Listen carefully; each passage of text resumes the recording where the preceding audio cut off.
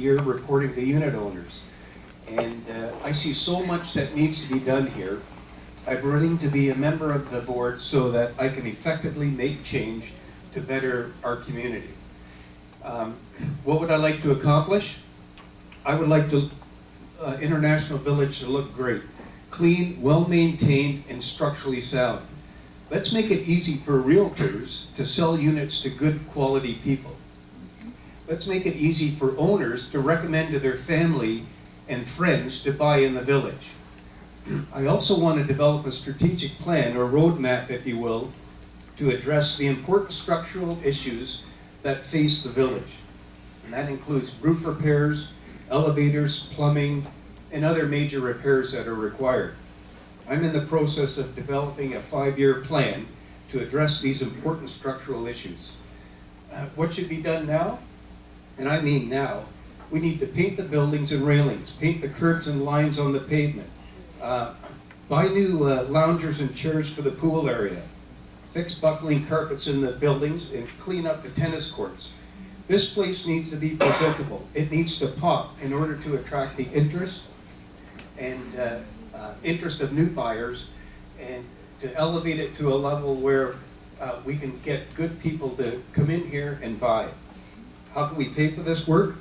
We need to pay closer attention to accounts receivable collections and turn non-paying units back into paying units. We need to reduce legal fees and work our way out of the current legal suits. We need to drill down into the $3.7 million that we spend annually to ensure that we're efficient, cost-effective, and getting good value for the money that we spend. I'd love to be on the board to continue my work in the financial and operations areas. I respectfully ask for your support. I promise to work hard for you so that we can do the right things for the village and make it a place that we're all proud to live in. Thank you.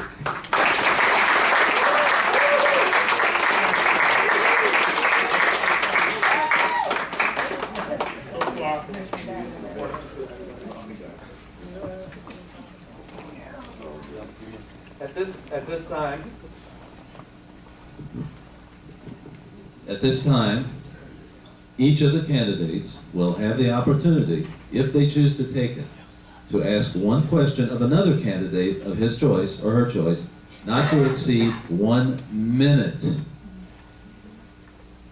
The response shall be limited to 2 minutes without interruption, followed by an optional 1-minute rebuttal. Candidate questions shall be in the same order as opening statements. That is, the candidate who delivered the first opening statement shall have the opportunity to ask the first question, and so on. Are there questions? Would you like to tell us the timing, please? Mr. Moderator, candidates and members, because this is a short session, it will just be the red card when time is up, and you have 30 seconds to finish up. Mr. Moderator. Thank you. You all have microphones. I think you'll have to share them if you have any questions. But feel free. Let's go in order again. The first speaker was Nancy. She's still here? No. She's gone. Okay. Dove, do you have any questions for the other candidate? Kirk.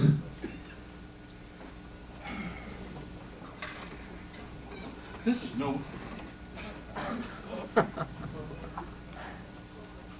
This is nowhere near enough time for my question. I don't understand how we can keep cutting maintenance and maintain the buildings when we have a zero-sum budget. We only have enough money in the budget. It's a hand-them-out budget. We collect $300,000, we spend $300,000. You want to hire 5 painters and 2 brushes to clean the water through these buildings? We're going to have to. Where's that coming from? Where's that money coming from? Well, we'll cut back on what? We're in the jam we're in from cutting back and not taking responsibility for the maintenance of our property. It's gone. It's here. It's here. We have roofs collapsed. We have pipes backing up. We have millions of dollars of landscaping which may die on us and not be recoverable. What does that mean? It means your property is going to be nothing. You won't be able to sell it. Kirk, how are you addressing that to? Doug. It's supposed to be a question, not a statement. That wasn't my question. How are we going to do that? How are we going to do that cutting the budget? Sorry, hold on. Yeah, it's good. It's good. You know, it's interesting because a few years back, the same song and dance was sung and was told to me, Marcio, and John. And yet somehow we were able to do it. No, but we did. But we did. And we did that with still left over. And as Bob stated, there's still accounts receivable that aren't even accounted for. There's other ways to save. If you prioritize, and that's not to say that we should lower maintenance, but at the very least, I think there's room to not increase. And I think what people don't realize and aren't even sensitive to is that the enormous increase of 26% was a fiction, was a fraud. And it was instituted by AMG to allow for there to be more revenue stream that we didn't even need. We're still not even at that point, which is why we were able to lower maintenance incrementally over a 3-year period, and we're still not even there. So we actually have room to lower, and I think we did a great job at lowering maintenance by still maintaining. And I mean, I don't think anyone was complaining about that. They were complaining about the 26% increase. If we keep an eye on spending, if our insurance premiums comes down from not wasting money on legal fees, and if we're creative about it, even our electric bill is $187,000 a year. If we install $1,000 in motion detectors, that could lower our electric 30% alone in and of itself. The washer dryers, there's 100 people who have washer dryers. They're going to have washer dryers whether it's legal or not. I've suggested having a $15 a month, $20 a month proposal, which they're going to have regardless. That alone would free up $50,000. All of this adds up. To have a defeatist attitude and say just increase, I think is not responsible. And I think just alone the accounts receivable and keeping an eye on everything, just like anything, where people say I can't afford it. Everyone who drinks Starbucks, if they don't drink Starbucks, suddenly they have extra money and revenue stream. You could afford things without realizing it. You actually keep an eye on the budget, you're responsible, and you think of creative ways instead of having a defeatist attitude at the expense of other people's dollars. And we did it for 4 years in a row, thanks to John's, thanks to Marcio, and thanks to myself. And that's all I have to say. Optional 1-minute rebuttal. Kirk. Respectfully. What? I said respectfully. Well, of course. And I appreciate what you're. Mike, can't hear you. The boy in the back can't hear. Wow, that was. I hope that didn't sound at all hostile. I love you, Kirk. However, I only know what I'm Wait, seeing did right now. you say the first word? That sounded pretty good. Oh, what did I say? Can't hear. Can't hear.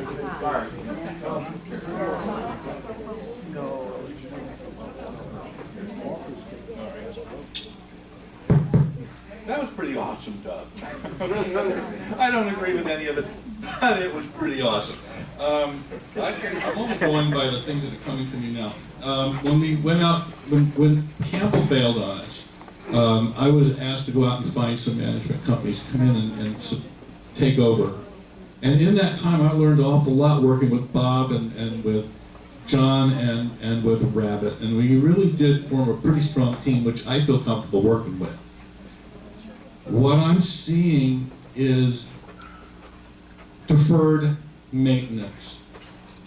We'll just do one, or we'll get 5 more estimates, and we'll talk about it next month, or next month. In the meantime, the buildings don't know. They're still failing. Am I done? Tony, do you have a question for any of the candidates? Doug, a question for any of the candidates? Okay. I don't have any, no, I don't have any questions personally. We have Oh, sorry. You said Doug or Doug? Doug. Me? There's two. Doug with a G or a B? With the G, Doug. Oh. Doug. Doug, nothing. Okay. Christine? No, I have no question. Bob? I would just like to respond to Dove's comments, and how do you say that? With all due respect, Dove. Yes. Thank you We, for that preface. we've overspent in 2018 by $500,000. Yep. So that means last year, we should have had a 10% increase if we want to have a break-even budget.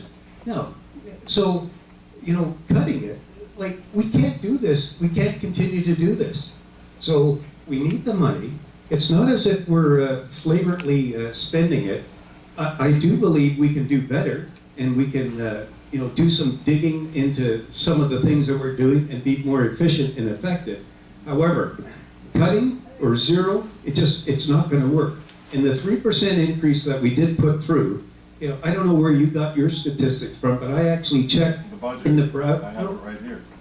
I checked the consumer price index in this particular area was 3.4% for 2018. So that's where. I mean, nothing, oh, I'm sorry. I don't Well, no. I'm sorry. No, okay. I Well, apologize. anyways, that was I just wanted to Yeah. make that comment, and I'm done. I'm ready. Yes, okay. I appreciate, can I Yeah, respond? the rebuttal, yes. Yes. Okay. Yeah, I appreciate that, and to be honest, I think, with your accounting background, I think having a seat at the table, which is a seat that you didn't have last year, I think would be beneficial, because one thing I like about you is that you're open-minded, and I think you respond to numbers and logic, and my numbers and logic are dispassionate. They are numbers that cannot be refuted, and I think someone who's a numbers person, but I think would appreciate that. And I would be happy to sit down with you at another time to go over that, because the one thing, if you're not thinking ideologically and you're thinking logically, you can't refute numbers. Numbers are numbers. They are void of emotion. So if you could think of the very obvious ways to make up for spending, and again, you weren't on the board. I wish that you were, to be honest with you, because I appreciate you. But I think having a seat at the table, I think, would be more advantageous. And I think there are many ways. I laid out about 10. I could repeat myself, but I think that would be boring. I just said I will not repeat myself, but I laid it out. It's irrefutable, which I was surprised you didn't appreciate or agree the way Kirk did. But I think if we had more time, I think you would. So. Optional 1 minute rebuttal. Bob? You're good. And now, we'll hear from the audience. Audience members shall raise their hands in an orderly fashion to be called in turn by the moderator to ask questions of the candidates.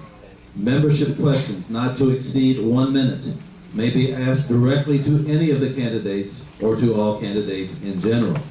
Questions are limited to 1 per audience member unless all other owners wishing to ask questions have already done so before the membership questions portion of the meeting ends at 9 p.m. In order to give equal opportunity for each candidate to answer questions, no candidate shall be asked more than 2 questions in a row unless the question is directed to all candidates in general. The candidate shall have up to 2 minutes to respond without interruption. In the event that a candidate mentions or addresses another candidate in their answer, the other candidate may have up to a 1 minute rebuttal not to exceed 2 exchanges. All participants are expected to allow each other to speak without interruption. Questions from the audience? Tell us what the question is and to whom you're directing it. With Mike, let's pass the microphone.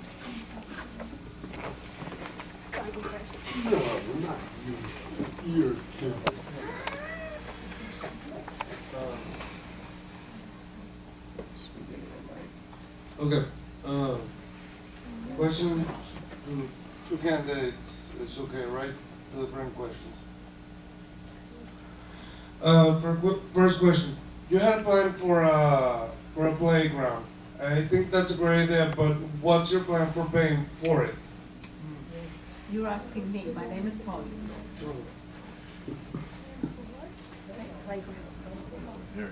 Okay, this is not working. Just stop on it, bro. Here, this one doesn't look TV. This one? Good. Okay, the plans for paying for it, I said in the future. We would have to talk to the board and get it into the budget. And then first of all, we would have to find somewhere to put it. Okay, we have to look in the community where we could put a playground. and then have the board approve it and put it into the budget. That would be the only way. We couldn't just, we can't pull it out of thin air. You have to plan for it. Don't use tennis courts that literally nobody uses. No way.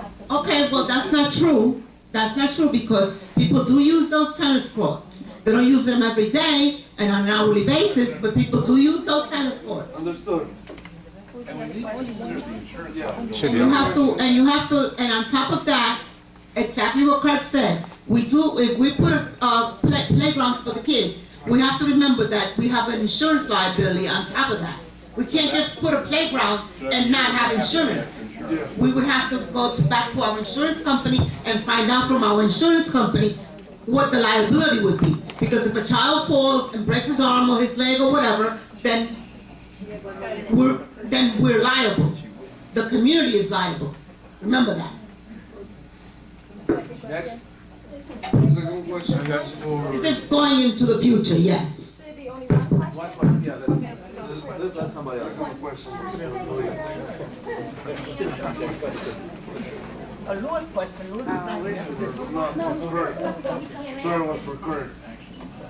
This is not question, it is only my comment. Can't hear you. I can't hear you. Near your mouth, please. I think I'm enough loud. Yes. No, no, Point it to your mouth. Point it to your mouth. Not in the ceiling. Point it to your mouth. Dark Miles, I'm astonished that you candidate again, that you dare candidate you again in board of directors. We all owners here remember very well what you have done in the past during your membership in board of directors.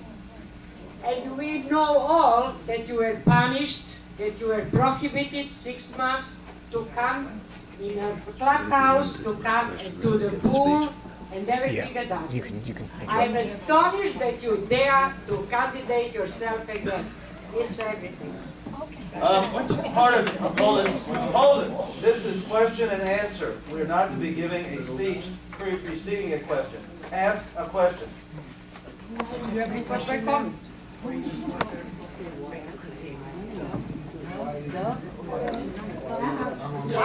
Yes. Hello, can you hear me? Yes. Okay, I live in St. Martin's and I have been writing up work orders about the insanitary state of the carpet. I've never lived anywhere in my life where my visitors can come through the front, but they can't enter through the back. What is going to be done? I'm addressing it to everybody. Where does she live? St. Martin's. The carpet is at the back, it's dirty and it's insanitary. Those carpets are going to cost $25,000 per building to replace at this time. What's 25,000 times 11? It needs to be cleaned, it's insanitary. I understand. No, I'm not disagreeing with you. I am not disagreeing at all. Okay, there's not to be a back and forth, there's to be a question, there's to be an answer, and no interchange between the candidates, as far as my understanding is concerned. Talking to him.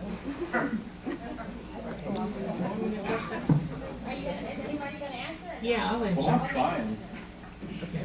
I'm trying. The best I can come up with so far is temporarily put down industrial grade runners over the top of the carpet so we don't have to look at, no, give me a break, because we don't have the budget to go replace that.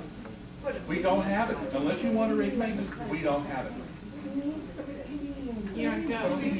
Okay, then we can shampooers, we can come shampoo, put the buckle in that stuff. We can do that right now, when the rumors are passed. Any other responses? This was directed to everyone. Yeah. Can you hear me? Yes. Okay. I've been in that building, lived in that building for 30 years. I can't hear you. My voice is really sore, so I can't really scream. Can you hear me? Okay. Okay. That is a big priority. And I had one of my contractors who was doing work on some units I own down by the beach come and look at the carpet problem. And they said they could repair, it was improperly installed, it was glued down, and we could go back and forth on that, but the bottom line is, it does need repair. I did get, one person who could completely repair it, for $4,200 per building. Now, there's 6 floors, I'm just telling you what I got, whether you agree with it or not. We're talking about the carpeting that's buckled, there's 6 of them. I think she just wants to shampoo. Just to be clear. Oh, I thought you were talking about the buckling of the carpeting. Oh, that's not expensive. Just shampoo the carpet? Hold it, there's too many people talking.